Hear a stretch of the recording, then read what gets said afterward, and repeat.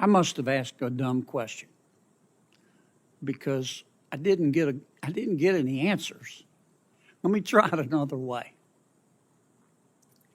Are there any instances in the real world that we live in that, in your judgment, solitary confinement is appropriate?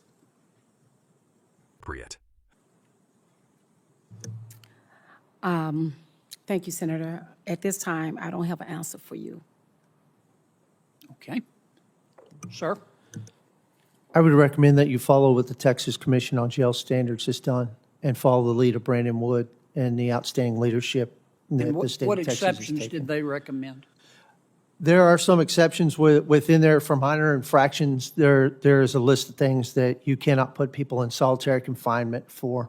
I don't have a comprehensive list of it right now, but I'd be more than happy to obtain that for you.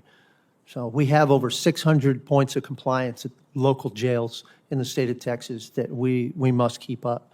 And so we work to ensure that we comply with all of those. And separation cells are one of the many things that we deal with. So, but I think if the federal government wishes to look at what the state of Texas has done, I think it would be beneficial if there is a problem. Doctor? Senator, I am here to talk about the health effects more so than the exceptions, but I would say that I would recommend looking to the alternatives to solitary confinement that already exist in multiple cities and states and potentially understand what exceptions they use to help inform your policy changes.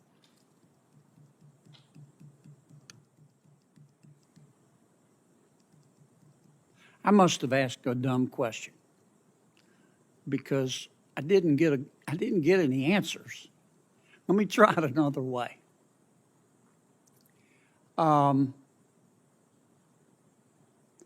there any instances in the real world that we live in that, in your judgment, solitary confinement is appropriate? Doctor, we'll start with you this time.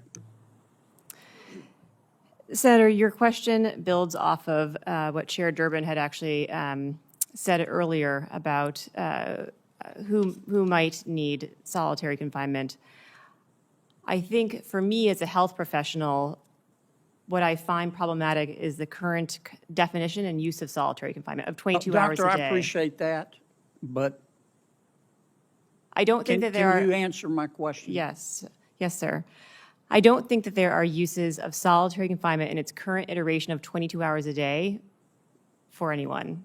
Okay. I think that certain people need to Thank be you for separated. being straightforward. Yes, you're welcome. I appreciate finally getting an answer. It's Sheriff, right? Yes, sir. Sheriff, are there any circumstances in your experience when solitary confinement is appropriate? Yes, sir. I'll give you a list of some of the ones that are listed in the Texas Jail Commission. Interfering with a head count, in which we are required to do twice a day. Attempted escape. So if someone interferes with the head count, that they should be in solitary confinement? They should Yes, be? yes, Okay. that's something that What they else? I can. interrupted you. I just wanted to be sure I understand. What else? Yes. So attempted escape, possession of weapon, attacking jailers or inmates, destroying security equipment within the facility.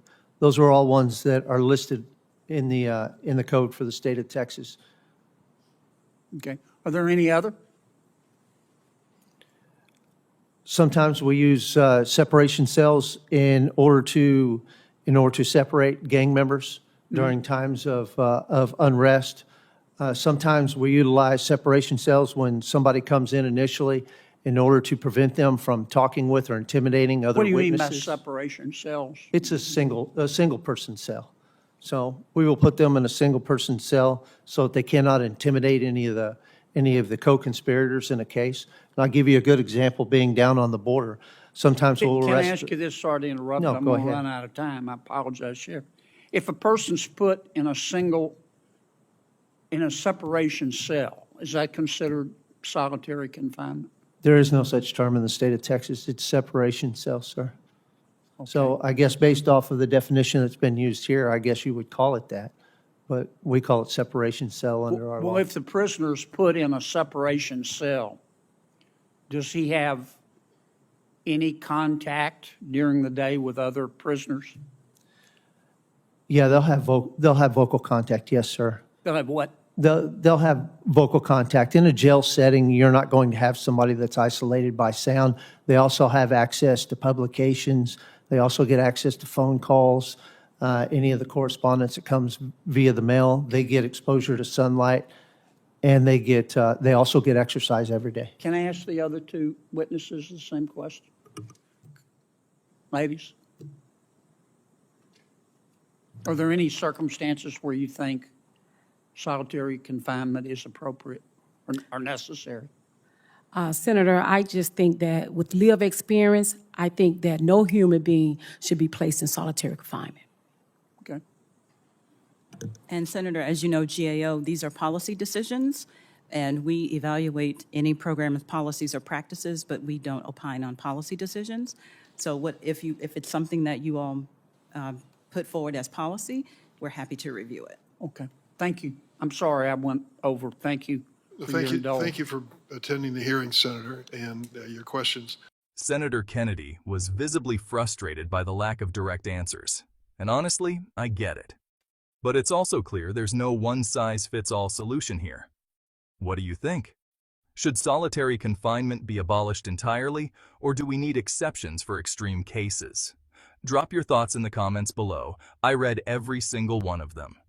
And if you found this breakdown helpful, hit that subscribe button on Capitol Insights and join our growing community. I've got more deep dives coming your way, and trust me, you don't want to miss them. Thanks for watching, and I'll see you in the next video.